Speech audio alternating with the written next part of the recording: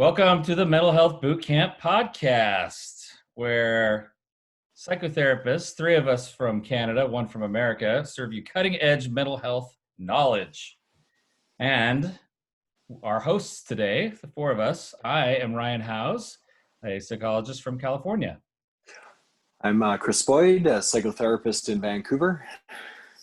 Brooke Lewis from Vancouver. And I'm Joanna Boyd, also from Vancouver. And that's Vancouver, Canada, not the one You from got it. Washington, right? Got it. That's Correct. right. That's right. Okay, so, gosh, we're back for another week. This is the 5th episode, believe it or not. And I'm wondering how you guys are doing. Doing good. Yeah? Yeah, it's been a busy week for me up here. And yeah, definitely looking forward to the weekend, but doing well overall. Glad to hear it. Mm-hmm. That's good. My week was a bit more spaced out, a little bit more like Swiss cheese. So I had the case, I think my clients had the case of the sunshines. We had a really beautiful start to the week and seemed to have some gaps in my schedule. That's okay. I'm all right with that. I have never heard a case of the sunshines before. That's pretty nice. Yeah, I guess that would be the case living in California. That'd be every day. It'd be the case of the sunshines, eh? If people had the case of the sunshines, I would be out of business. Mm-hmm. Probably. So what about you, Chris? What's going on? Yeah, the week was good. Got lots of clients, which is a great thing. Just trying to find creative ways to engage with the clients there. Enjoyed the weather up here as well. And I spent some time reading a new book, which I'd like to plug right now. Oh. It is it's called The Mental Health Journal for Men. Creative prompts, practices, and exercise to bolster wellness from Dr. Ryan Howes. Wow. I received Ryan's book. Thank you for the gift. And I know you're not going to plug yourself, but I'm really enjoying the book so far. So. Wow, I've got to check that out. Sounds fascinating. We know the author. He's a cool guy. Oh. Very credible. Thank you very much. Well, yeah. I said this to you guys before, but I'll say it again, that the book was fun to write, and it was kind of easy to write because we'd made this mental health boot camp, our actual 25-day exercise. And it's just kind of writing, healthy prompts for people to think about. So for the journal, it was just similar stuff.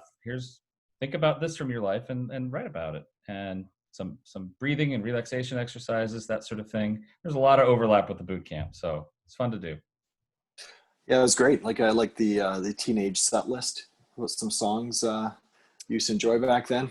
Lots of pie charts and your inner punk, breathing 101. Yeah, I had a good chuckle for sure. I liked the creativity there. So well done.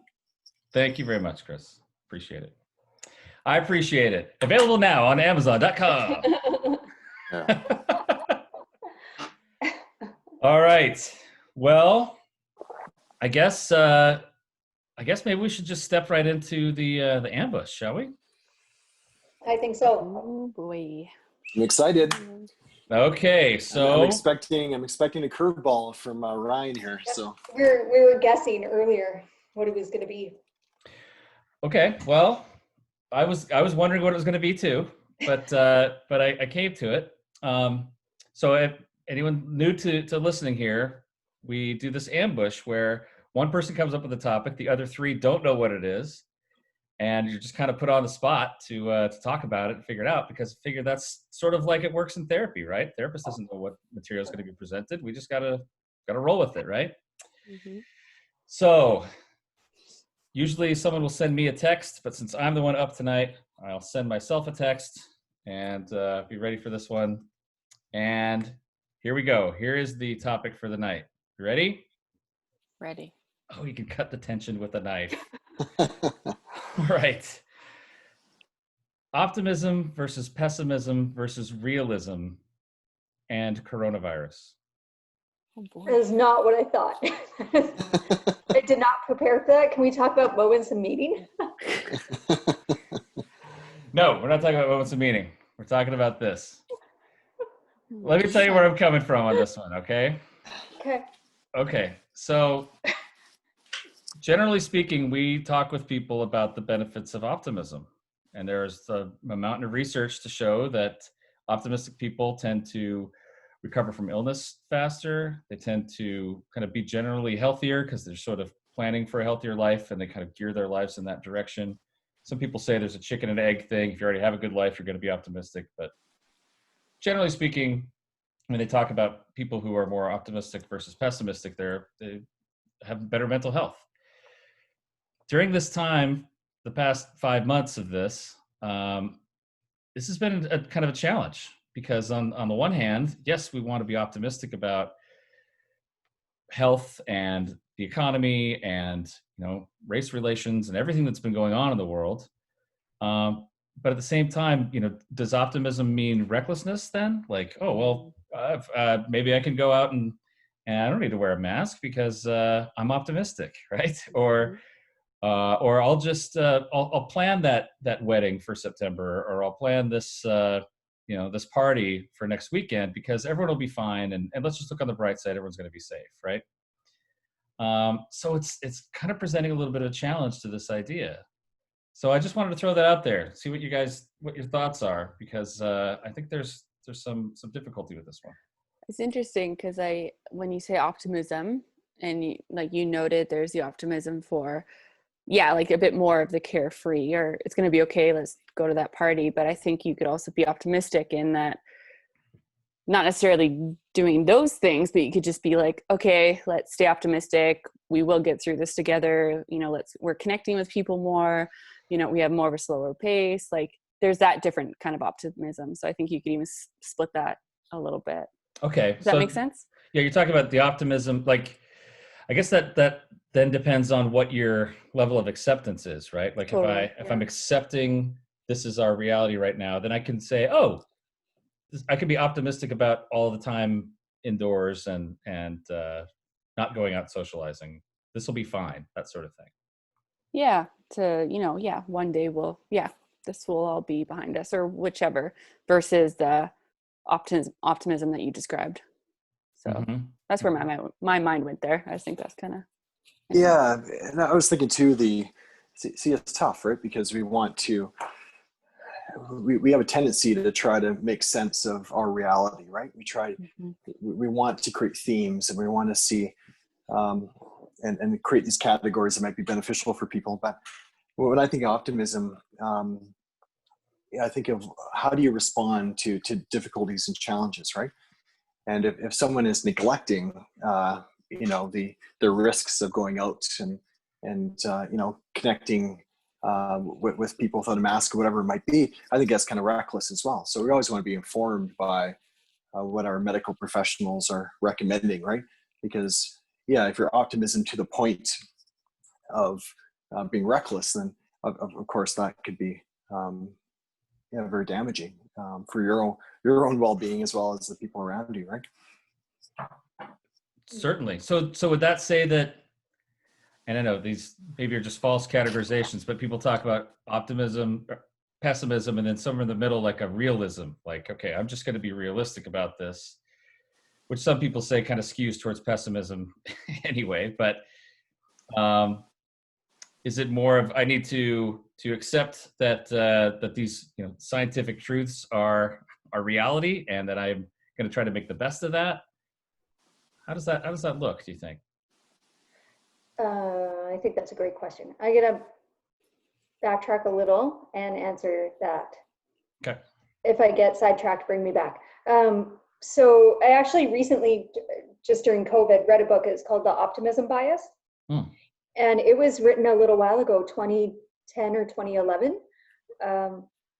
So it was really interesting, but the author was kind of mentioning the benefits of optimism. So we've actually used optimism as a species to move forward because that is what's got us through difficult times, right? So if we're looking at war, if we're looking at the 1918 pandemic or anything like that, it's kept us engaged in life to keep going, because how could it get worse than what it is? We're going to keep going because it's going to get better. There's hope and the hope brings optimism that change will happen. So optimism is the hope that change will happen and things will get better in the future. It was a very interesting read. I do recommend it to people that way, or to read that. There was a lot of other things in there which paralleled, like political change and how major political changes tend to happen during the worst period of time. And they will be the most hopeful when towards that new leader that's coming in, if the time that they're stepping in is in extreme detriment.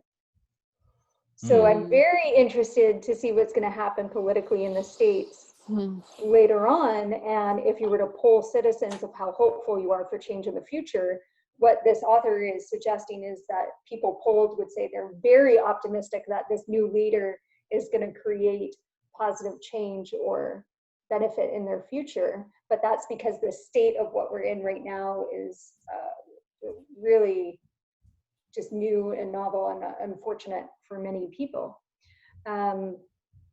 So I think when we're looking at realism, pessimism, or optimism, we do need to tangibly decide what that is and what we're talking about. So realism, sure, there might be an acceptance of like, this is what's happening right now. And optimism is the hope for change in the future. A term that's been floating around a little bit in my network of graduate, when I did my master's, some folks from there, is toxic positivity. Aha, yes, I've heard this. And so the definition, or a definition, a possible one, is the excessive and ineffective overgeneralization of a happy, optimistic state across all situations. So not necessarily taking it as I'm hopeful that in the future things will change, but that might be more where like, I'm not going to wear a mask because I'm hopeful things are going to be better, might be more torn to that toxic positivity than it is to optimism. Aha. Yeah, that's a good way of looking at it. I like that distinction. And I think you're also talking about kind of a temporal distinction, like, are you optimistic in this moment, with this mask or not, or is it more of a general thing of, is our future of humankind going to improve and survive and thrive on, right? Mm-hmm. Yeah. Yes. Toxic positivity. I think I've seen some of that at times. It's really just been popping up in the past few weeks for me. Mm-hmm. It's a newer term. I'm not totally up to date with all research or definitions or whatnot, but it's caught my eye because I do think it kind of goes back to the like state versus trait. Like, are we being positive in the moment, or are we generalizing that positivity? Is that actually harmful? Are we then being ignorant to dangers because we're trying to remain positive, in which case we're not being realistic, and that's going to be very harmful. Mm-hmm. So like almost short-sighted versus future-sighted, I guess, a little bit there. Oh man. Mm-hmm. Oh, that's interesting. Yeah, so I like that distinction too about being realistic about what is going on in the here and now, right? But hopeful for change in the future, or the pessimistic, not having any hope for the future. And I think a lot of people are grappling with that right now, right? Yes. I've seen as this drags on, it's interesting how everyone talks about time, how the time has been weird and days bleed into each other and all of that. But at the beginning, it seemed like people were talking about, oh no, I don't know if we can do this for another week. I don't know if we can, they were looking forward to it being done within a matter of weeks. And then it was, oh, maybe we can make it a couple of months. And now people are talking in terms of years pretty comfortably. Like, yeah, maybe let's take another year before we're back to normal. I don't think they're all comfortable with it, but it just seems like there's a sort of been a gradual acceptance of the length of this, the duration, and it's not going away anytime soon, at least here in the States. And people are, some people approach that with some acceptance, and some with some real hardship and grief, Mm-hmm. It's almost like it was so unknown to everyone at the beginning, right? And there's just like, and that's almost hard to cope with when it's just so many things unknown. So now that we've kind of lived through it for 5 months, there's a little bit of, okay, if this is going to be longer, we kind of know what life has been like. We know kind of some guidance we've had, and there's a little bit more to hold on to a little bit. Mm-hmm. But But I wonder too, Joanna, and Ryan, it's interesting. So yes, there is this unprecedented time. As we can't say it enough, right? But so I'm wondering though, the difference between like perhaps earlier on people were hopeful that the coronavirus situation would go away sooner than later, and they would be able to go back to their previous way of life. So the hope was that the virus is going to go away, I'm going to go back to my previous way. And now I'm wondering if the optimism is more, I'm hopeful that I will be able to adapt and I will still be happy regardless of what the situation or the context is. So I am hopeful that I will be able to be resilient through this and be able to be happy and figure this out and adapt, even though coronavirus is part of my life. I would agree for sure, because I think it's, and because what's possible is it possible to go back into what we used to have? No, right? So, and it's especially with economy, people's work, or just, it's changed a bit. So I would, how you said it, Brooke, I think that is what it shifted to a little bit, for sure. Right. Yeah, I think it was that. No, I like that, what you mentioned there. It's acceptance that, hey, this is not the best situation right now, but how can I navigate through this most effectively, right? And maybe later on in the podcast, we talk about maybe helping people foster that optimism, because it's pretty darn tough these days when the longer this kind of goes on, right? People are feeling kind of beaten down by the circumstances of COVID. I feel like with a lot of people and a lot of behavior changes that we have at the beginning, people just kind of white knuckle it, just kind of go just by willpower. Okay, I can charge through this. I can make it, whether it's like a weight loss program or I'm going to work out every day and get up early, whatever it might be. They just kind of, force themselves to accept it because they don't have a choice. But this has been 5 months, and the white knuckle approach just can't work this long. People have got to adapt and change. And I think a lot of that has happened, whether we realize it or not. And honestly, I think if we could snap our fingers and things did go back to how they were in November of last year, I don't know that a lot of people would feel comfortable with that either. I think that would be a major adaptation all of a sudden. Like, what? I've got to commute and I've got to be in the office for 10 hours a day or whatever it might be. That might be a big challenge for a lot of folks too, because I think we have already changed and adapted quite a bit. True. I'm kind of curious, the toxic positivity, is there a lack of authenticity there? Like, is it fakey? Is it like, is it someone who's being overtly or just over the top positive, even, and kind of neglecting what is actually happening with the realism of that moment? So again, I'm quite new to the term, but my understanding somewhat, but like it seems like it's more definitely more surface level, more cheerleading. Like kind of the dismissing, like, sure, you're hurting or struggling right now, but don't worry about that. It's going to be okay. Like, oh, you're having a sucky day, smile, there's a rainbow somewhere. And you're like, this is not helping me. Right. So there's like missing this adaptation, or sorry, the like acceptance or validation of the moment or the hurt. It's almost dismissing that and being like, just reframe to the positive, and it's missing a step there. That's the way I understood it, Brooke, from the bits that I read, is that it's kind of a misunderstanding of the whole positive psychology and happiness movement of really being in denial of negative feelings or negative affect, right? And just saying, nope, brush it aside and put on that happy face, turn that frown upside down, everything will be okay. When we know, and we all know this as therapists, that, actually working through and processing some difficult emotions, whether that's anger or grief or some fears, things like that, is really important for a healthy balance in the psyche there. We need to be able to process that. That's what we were talking about last week with grief. You know, we need to be able to grieve and to allow space for that. And if you were to take someone who's just in the middle of their grieving process and say, come on, cheer up, you know, buck up, it's a sunny day. Let's have the sunshine disease or whatever you're calling it, Brooke. I think that would be really not honoring a grieving process that needs to take place. Right. What did you call it? For sure, that's, yeah. Was it sunshineism? What was it? I called it the case of the sunshines. A case of the perfect. Yes, there we go.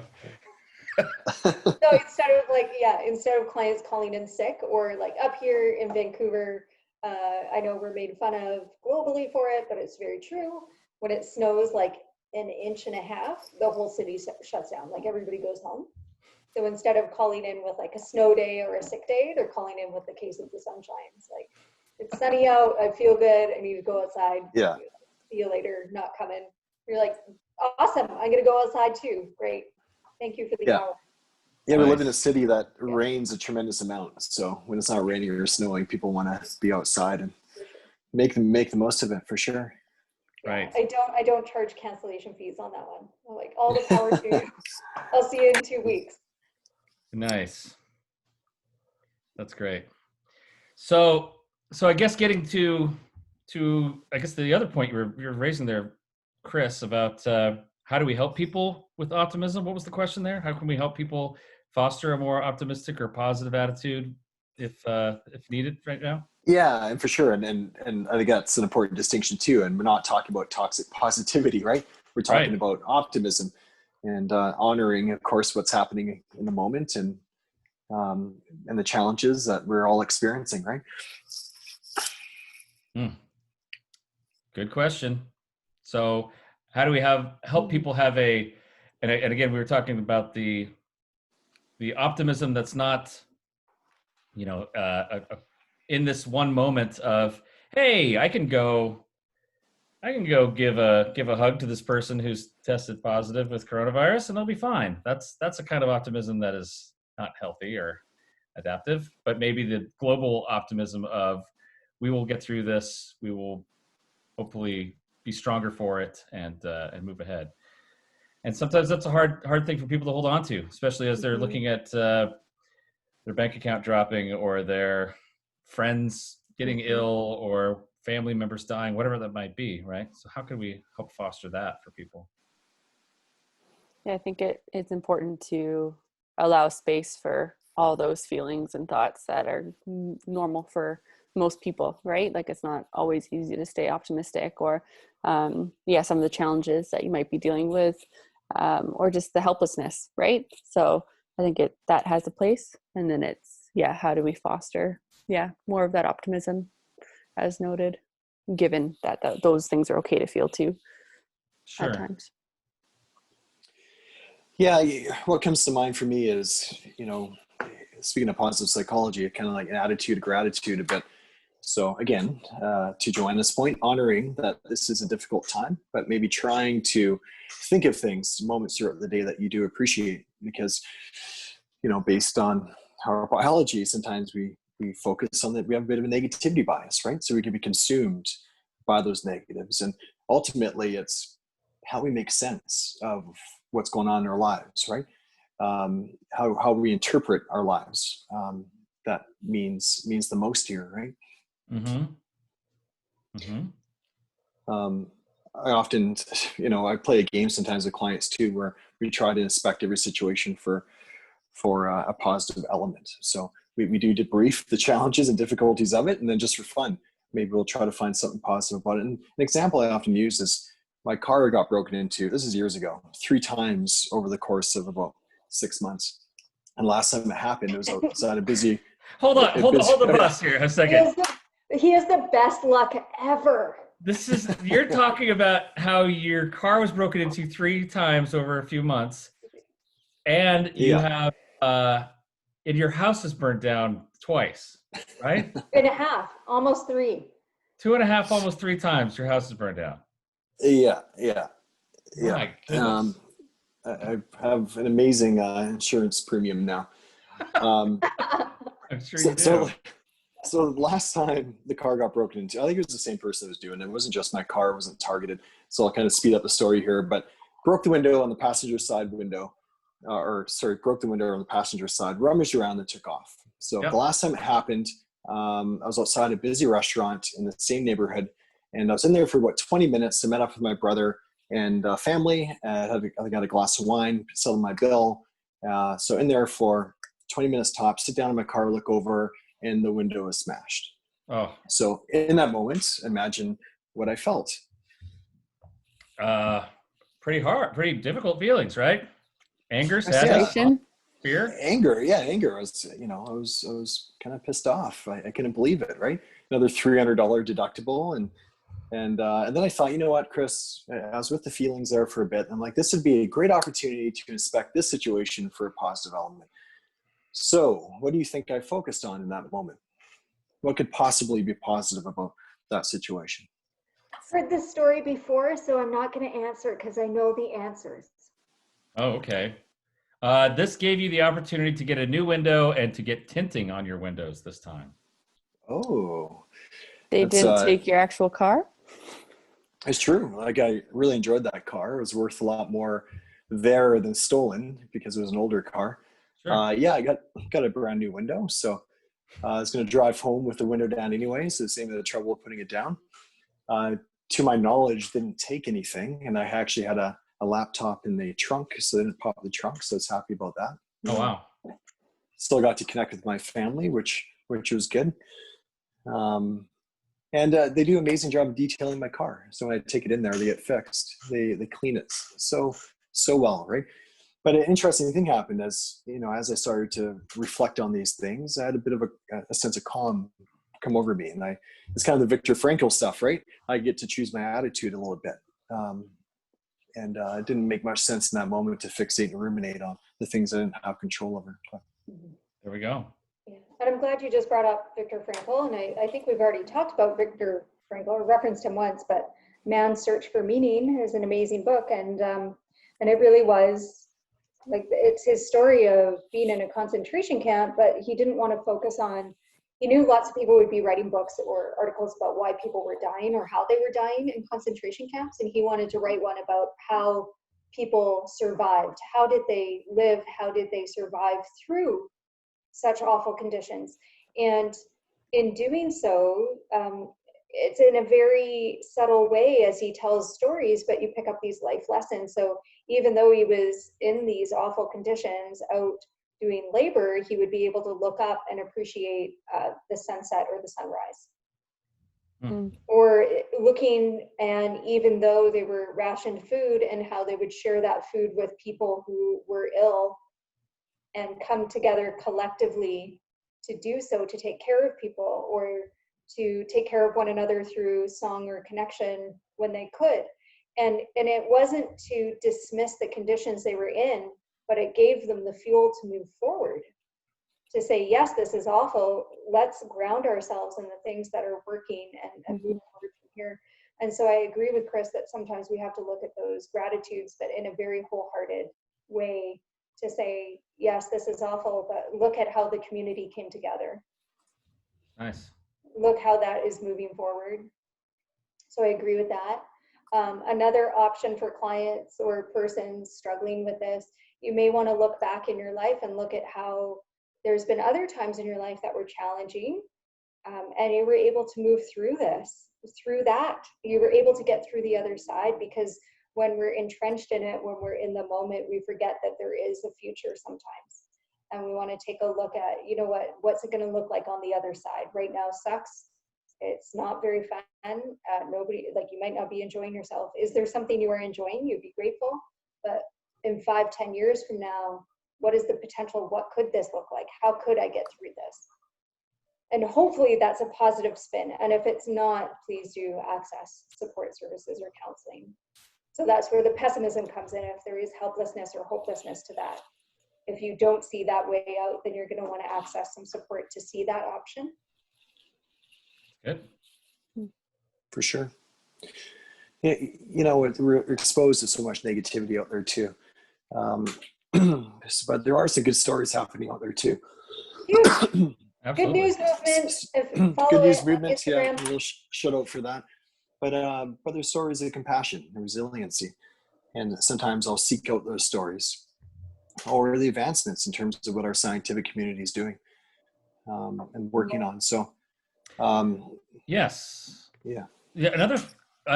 Another resource that I've started to recommend to some of my clients who love to read is really to read basically any biography, because biographies are really just stories of triumph over adversity. You know, Yep. one So after true. another. Here's the thing I had to go through, the hardship that I had to endure, and come to something better. Yeah. So I think those are really helpful for people too. Yep. Memoirs and Mm-hmm. inspirational sport movies like Rudy. Love Rudy. Love Rudy. Yes, you do. Yeah. Hey, I've got a car story I'd like to tell that may be a little bit of lemons into lemonade. I don't know if I ever told you guys this, that my car was stolen when I was in high school.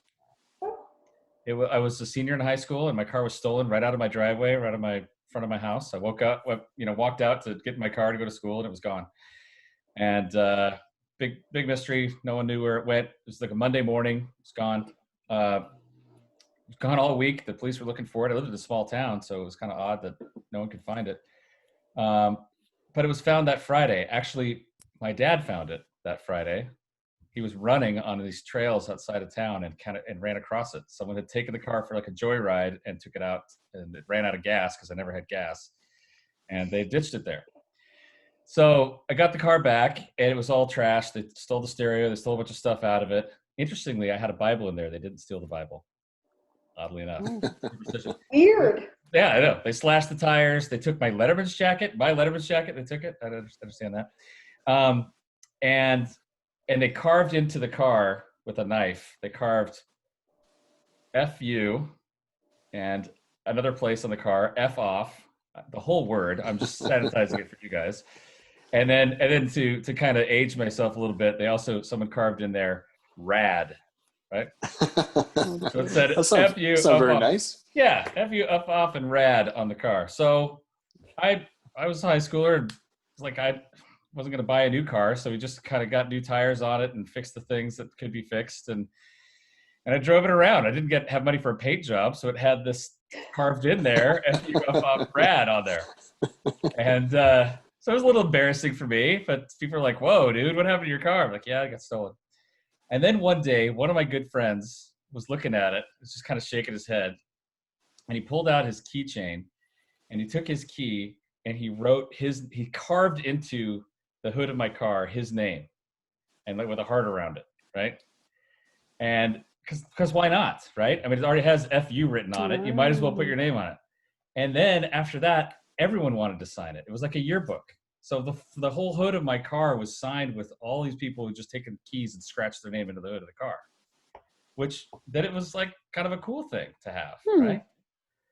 So, and I hear stories, like these all the time. Someone gets something that's a negative, what feels like a negative, seems like a negative at the time, and they're able to turn it around into something that's actually pretty cool, cool for them, or community building, or pro-social in some way, And I like those sorts of stories. So that was something that happened with me.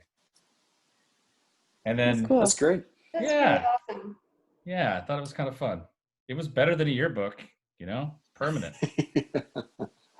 Kind of That's fun. great. And what kind of car was it, Ryan? It was a very fancy Volkswagen Rabbit.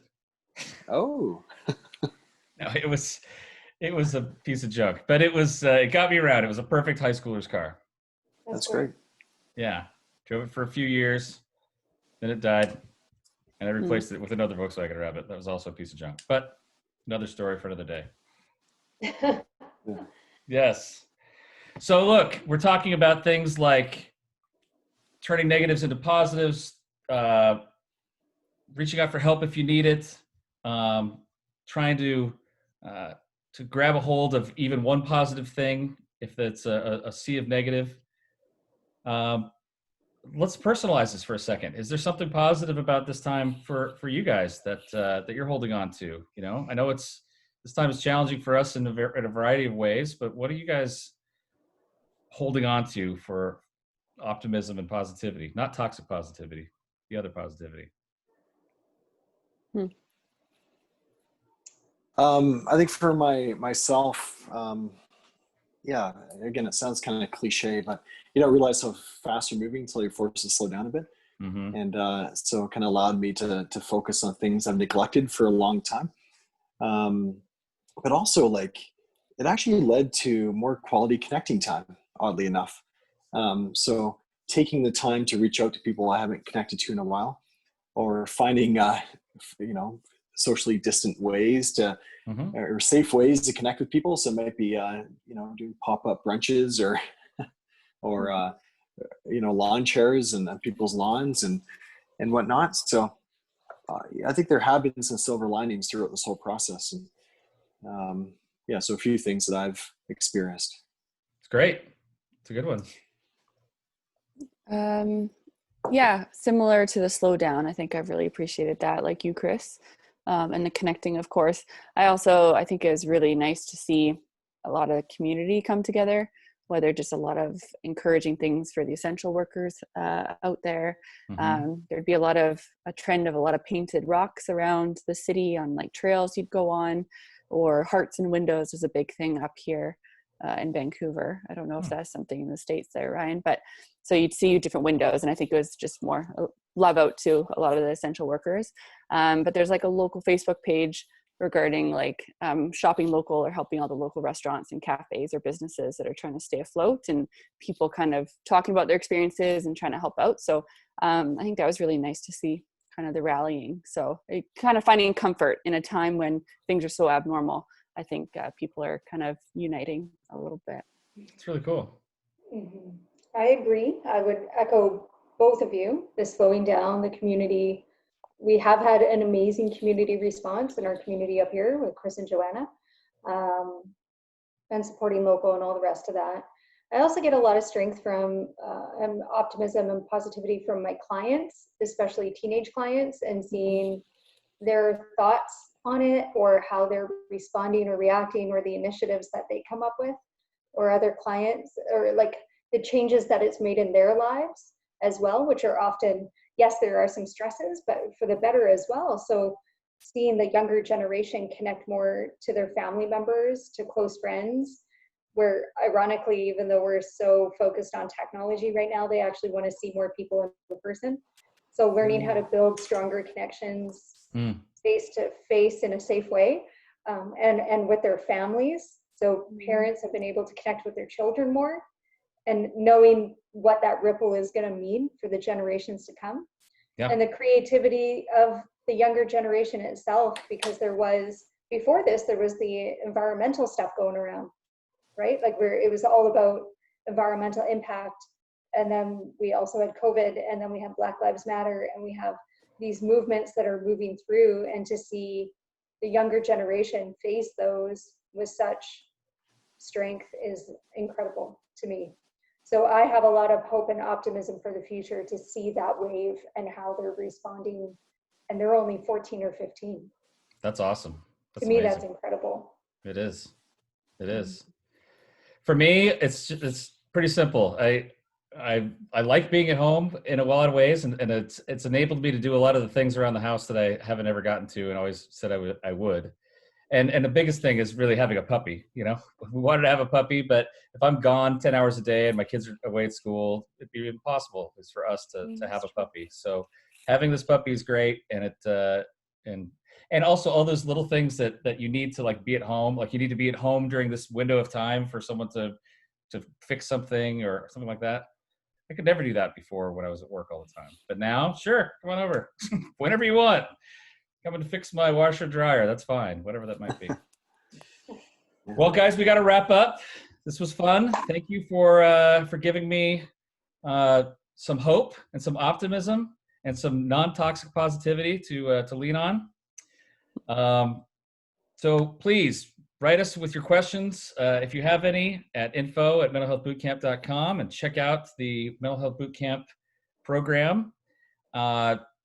Please leave us a comment or a positive vote on Apple iTunes podcasts. And we will say goodnight, everybody. Goodbye. Good night, everyone. Good night, everybody. Bye. Bye. Bye.